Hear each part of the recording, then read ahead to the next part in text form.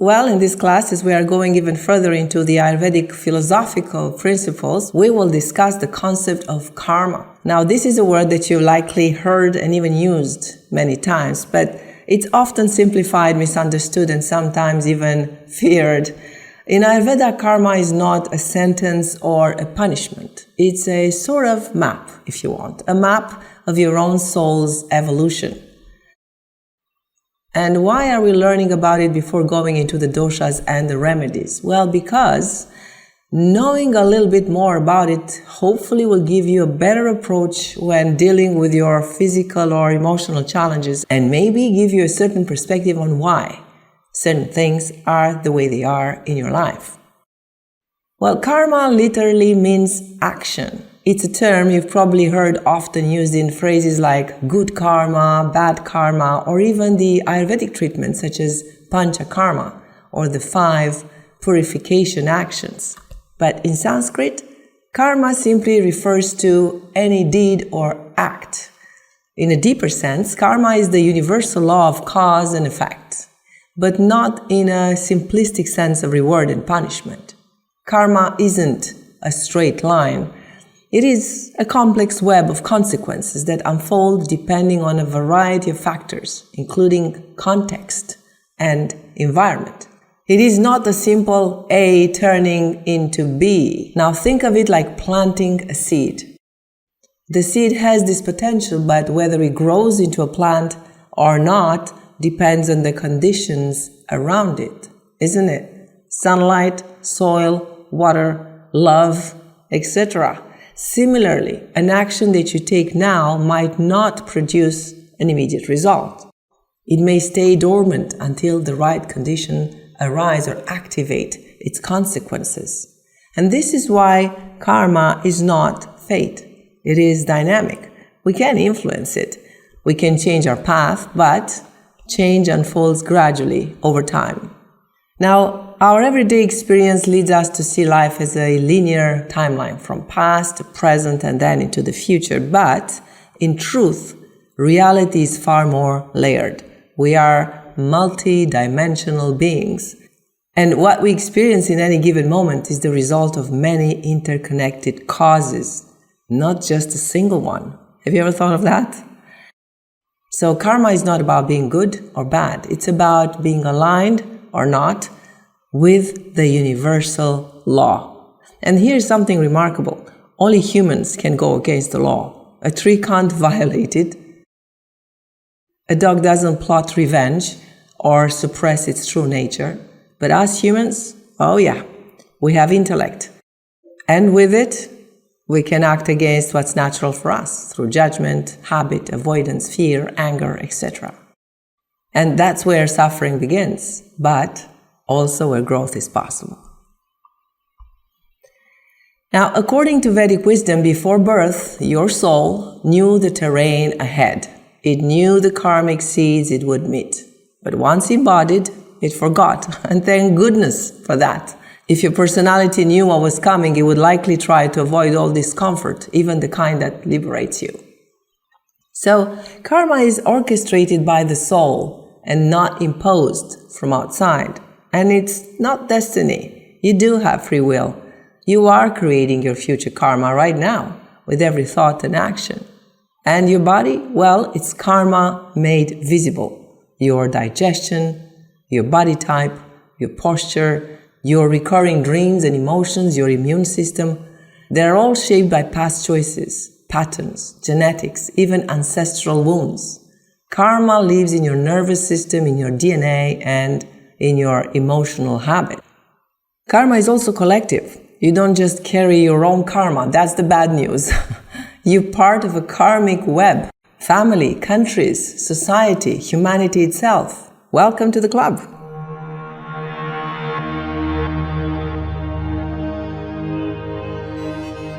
So how do we recognize the karmic patterns? Let's go through that. First, they hurt. Usually it shows up as a painful, challenging situation that downs on us out of the blue, although it shows also in the most challenging long-term tendencies. Remember that thing that's been bothering you for a while now? Well, that's karma. Welcome. 2, they seem unfair. When we are in the middle of a karmic experience, it's natural to ask, why me? Why is this happening to me? Why, despite all my efforts, I still have to face these challenges? Well, these questions arise not to punish us, but to prompt our growth, to invite us to untangle these old knots and expand our awareness. Yet, the truth is, we don't always need to understand why something happens. And please try to get that. Rational explanations, cognitive clarity, well, these may feel good, they may feel satisfying, but they don't necessarily digest or dissolve the karmic imprint. In some cases, they can actually delay the deeper integration and healing. Ultimately, every karmic challenge is an opportunity, like a doorway to self-expansion. I know, we don't want to hear that. Because it's often in our most difficult moments that our inner strength, resilience, and true nature are revealed. Through pain, yes, but they are revealed. The hardest part, well, is training the mind to recognize the opportunity within the obstacles. As my teacher, Dr. Frawley, said, the entire life is a struggle to master the mind. 3, they come without warning. When we are in the middle of a karmic situation, we feel foggy and weirdly unable to get out of it. 4, they lift after a while. But when a karmic lesson is completed or accomplished, if you want, we can feel a deep sense of relief, understanding, or freedom, as if a weight has been lifted from us.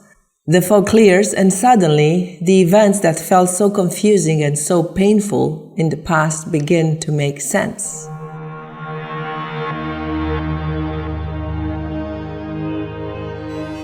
So, let's look into how to respond to karma. When negative karma arises, turning away or ignoring it won't help. It inevitably comes back. It comes back with a revenge sometimes. Yet confrontation alone is not the path either. You know, this law of cause and effect actually lives within us. It is life. It's not accidental. It's not just once in a while. It is life. Karma is life. And opposing karma often means opposing ourselves. Trying to block it or resist it only adds even more karma, making its eventual impact even stronger. A karmic pattern continues until it's acknowledged and integrated at the level of the unconscious mind. I prefer calling these insights gifts rather than lessons, because what karma offers, even amid difficulty, is an opportunity for growth. So what do we do? Let's go into that. Well, first, receive the gift. Receive it. The most powerful act is acceptance, not resignation, but just allowing your inner wisdom to decode the gift the situation carries. Your unconscious intelligence already knows the insight. You already carry the gift within you. That's the most beautiful part. That's the beauty of it. Your consciousness simply needs to invite it forth. 2, develop what is being asked of you. I know you don't know what you need to develop, but observe the challenge and ask yourself, what quality is this situation is asking me to develop? Now, you might find that patience, courage, clarity, or forgiveness needs strengthening. So, daily reflection, morning and evening, prayer or meditation, and asking this question right before going to sleep can help incubate that quality. Try this now. Think of a challenge you're facing, that thing that's been bothering you for a while, and then ask yourself the question gently. The answer might whisper back. You'll be surprised that you actually know what it takes. You know, we all know, but we refuse to accept it. 3, stop taking karma personally. Most of your reactions are inherited, energetically, culturally, even biologically. And this is not about guilt or blame, it's about awareness. Become the observer of your mind and not its prisoner. 4, Release personal blame. This isn't about assigning guilt. Blame and guilt often intensify the suffering. Responsibility here means choosing how to respond and grow, and not feeling ashamed or inadequate. 5. Let go of comparison and victimhood. Yes, everyone has their own karmic script. You don't know what someone else is here to learn, even if they're rich and they're famous or floating through life on a yacht. Well, you don't know what they're processing behind the scenes. The real work is with your own path and your own response. 6. Stay in the question. Let go of the pressure to label life as good or bad, or any action or any event as good and bad. This is hard to do, but maybe by the end of this whole course, you'll learn more about that. Karma is not personal, it's evolutionary. It's trying to bring you to who you truly are, behind the roles, the wounds, and the expectations. And number 7, laugh. Yes, laugh with all your heart. Humor is a sattvic quality. It dissolves resistance. Try to see your karmic detours as a kind of divine play starring you. And spoiler alert, it ends with awakening. I know the end.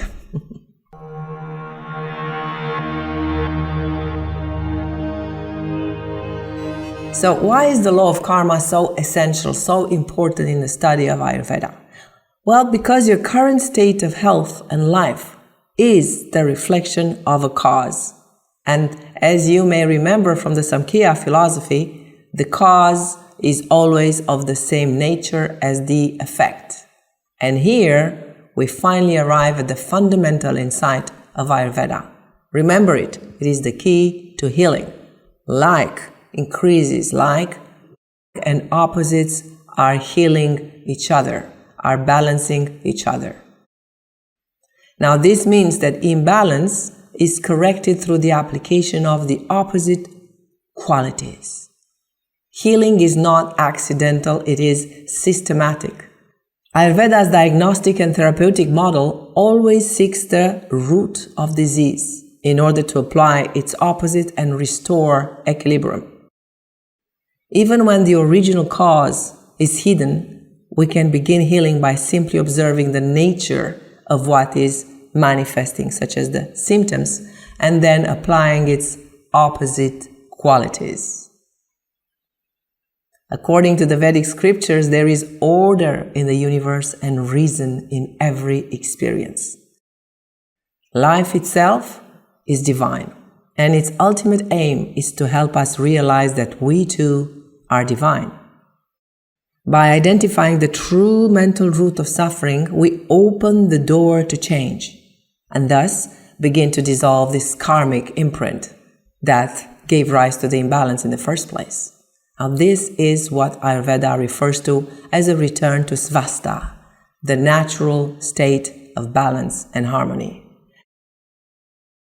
Karma plays out in the smallest details. Disease rarely arrives suddenly. It builds up gradually through repeated choices like regular smoking, chronic stress, poor sleep, or emotional suppression. Every act, every thought, every single behavior has an effect on the state of your doshas and therefore your overall health. There is no punishment involved. Karma is not retribution. It is a consequence, the natural outcome of our conscious and unconscious alignment or misalignment with the truth of who we are. The root cause, as you've seen before, is avidya, ignorance of our true nature. Even without diving too deeply into the philosophical aspects, Ayurveda is extremely practical. Every single action on any level either supports your well-being or detracts from it. It is that simple. If your actions align with your inner tendencies and needs, then your life experience will be harmonious. However, if your actions oppose those needs, you accelerate imbalance, disease, and premature aging. Now, this is both your freedom and your responsibility.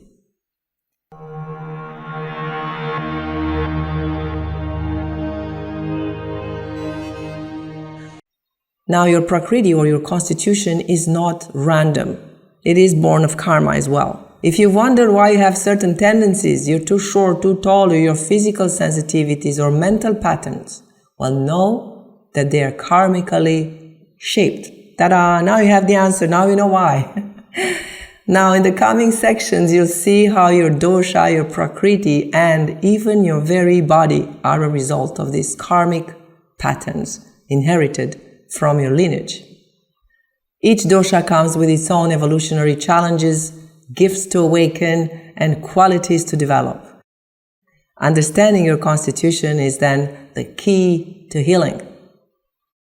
And since we've been talking about the body and the constitution, well, the body is where karma takes shape.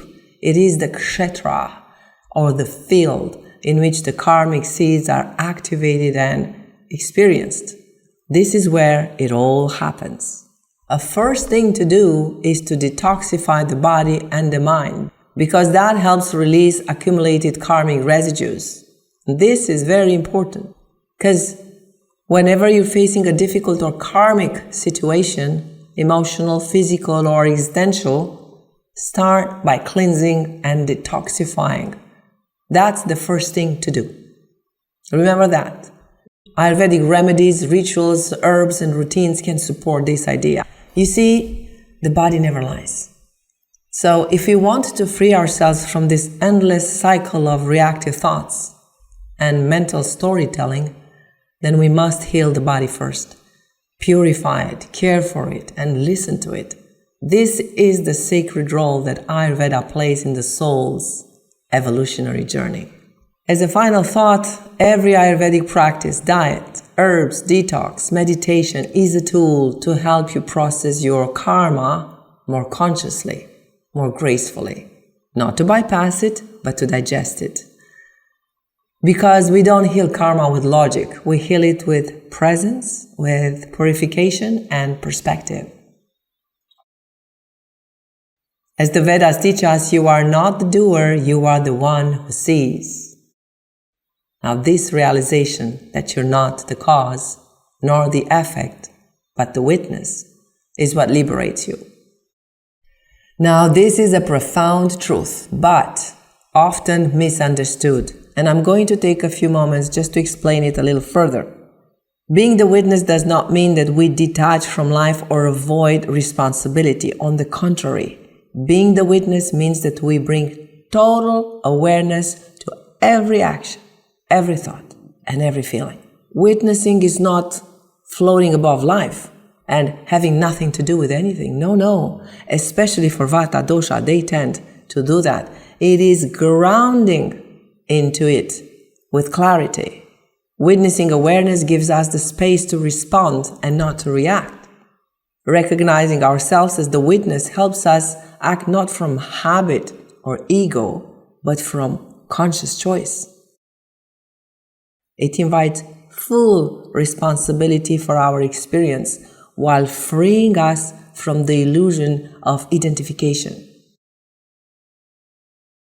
In this way, true witnessing is not passive. It is the most empowered state from which to live and transform karma. A question to ponder for you until the next class. Well, reflect on this. Where do you feel karma most intensely in your life? And what quality do you think it pushes you to develop?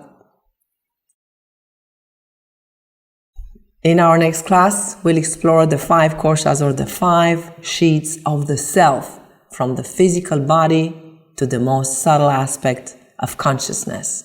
Now, these layers help us understand how awareness expresses itself through various layers. And by learning to navigate them, we deepen our capacity to respond to karma with clarity, compassion, and freedom.